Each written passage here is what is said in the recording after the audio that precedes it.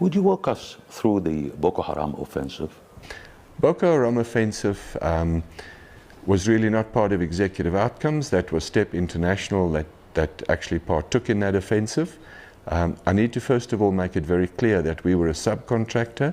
There was a prime contractor appointed that appointed us as a subcontractor.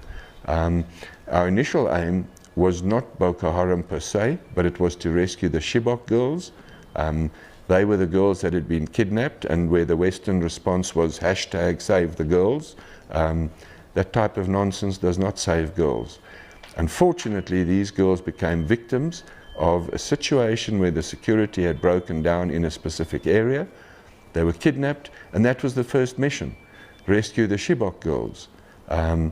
We then did a selection process of the Nigerian soldiers. The soldiers were retained after the selection process, were then trained in a very specific way to conduct a hostage rescue operation. And that requires a very specific type of person. However, approximately 5 or 6 weeks into the training of the hostage rescue team, we were asked to change our mission.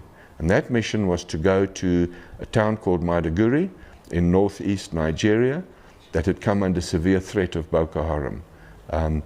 We then rapidly had to transition what we were doing and suddenly train a very offensive force with a minimum of equipment, and we rushed to Maiduguri.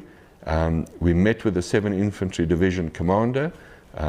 We finally understood the pressures he was under, and our suggestion was to him that this force we had trained, which we named the 72nd Mobile Strike Force, would actually spearhead the division. And that is precisely what we did. The operation was in 3 phases. The first phase was to actually cut a dividing line across northeastern Nigeria and isolate Boko Haram into 2 defined areas, and then mop up one area in the south was the start, and after that was done, mop up in the north. The division would follow behind, occupy terrain. We would train the division in situ in defensive positions, etc. But we were never allowed to execute the entire operation. So in 1 month, we took back terrain larger than Belgium from Boko Haram. We were not allowed to finish because it came at a time when governments were in the process of changing. I think President Jonathan's government possibly saw the entire Boko Haram contract, if we call it that, almost as a last gasp in order to regain popularity. The incoming president, President Buhari, was heavily supported by a foreign government, and one of the first missions was to terminate our contract. Could you name that foreign government? Yes, we were told it was the United States, and they had actually funded President Buhari's campaign. The campaign manager for President Buhari came from the US. And I'm not saying that the United States is bad. I understand foreign interests, but I would have thought that a threat such as Boko Haram on the integrity of the state of Nigeria ought to be actually a priority. It wasn't. Why do you think the US would intervene to abort such operation? Again, I can't answer that. I think that the US can answer, but what I've come to realize, that is when a government's foreign interests clash with the state's own domestic interests, conflict is bound to ensue. And those conflicts usually just continue with no end. And we can look at all the conflicts in Africa where foreign forces have come in, they've prolonged those conflicts, they haven't ended those conflicts. And the amount of money and manpower and equipment thrown at those conflicts says to me that something is wrong if no end result is achieved. And surely that end result should be to end the conflict and establish a basis for negotiations, come to an agreement, and then re-establish governance. But that's not what's happening in Africa.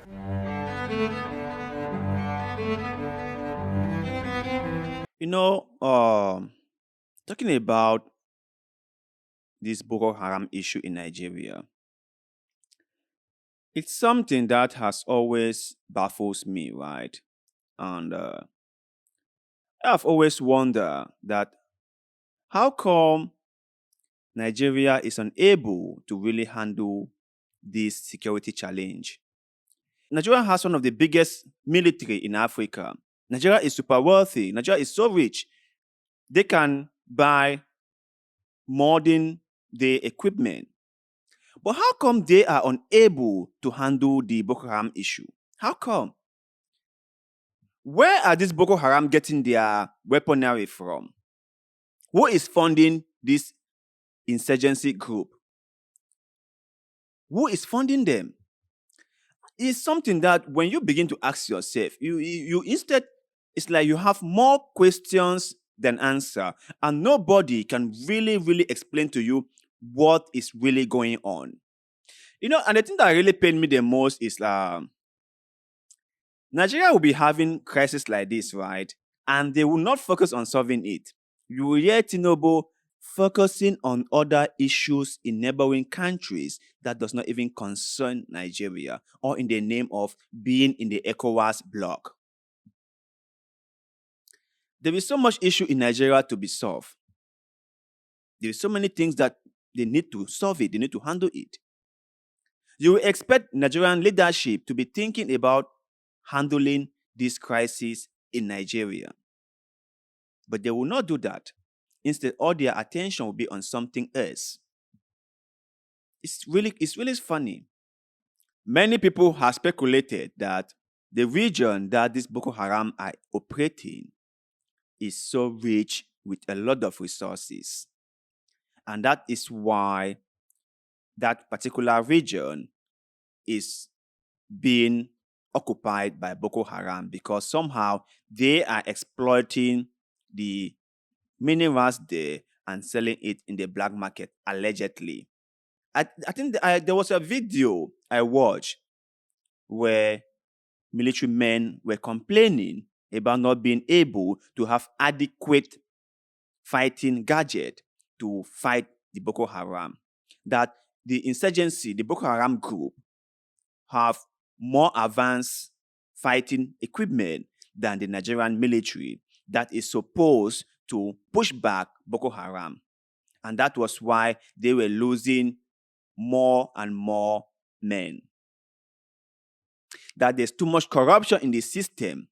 Funds that are supposed to be channeled to purchase modern days equipment is not being used for that. And that is being diverted into something no one really understands. And that is the problem with all these politicians in Africa. That's just the problem with them. Because as long as they are not the one dying, as long as their children are not dying in these battles, they really do not care. They really do not care.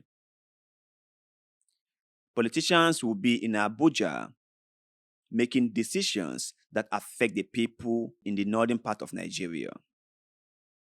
And those decisions they make sometimes are not even the best interest of the people in the northern region. That is just how the whole thing is. Sometimes that's why military regimes are better. Because military regimes with all their discipline might do something different, which might be good for the country as a whole. Might be good for the country as a whole. Because you cannot really wrap your head around this, right? How come Nigeria cannot handle the situation of Boko Haram? And you can hear what the speaker just said, that they were out there trying to bring Boko Haram to book. They were out there trying to eliminate Boko Haram as a whole. But they were told to go soft on them. And one might wonder why. Why were they told to go soft on them? Are there people who are benefiting from this infighting in Nigeria? Those are the questions that we must be asking ourselves. But you guys out there, what is your opinion about what the speaker in the video said about Boko Haram? Do you believe what he said? And can you even explain why Nigeria cannot tackle the Boko Haram crisis? Why is it that Nigeria has failed so poorly in this whole Boko Haram situation? Share your thoughts and opinions with us in the comment section below, because like always, we love hearing what you have to say. And also, do not forget to like this video share this video, follow our Facebook page, and most importantly, subscribe to this channel because little bit of good way, like the one you have just done, help us a lot and we shall forever be grateful to you. So thank you very much for doing just that. And like always, see you in the next one.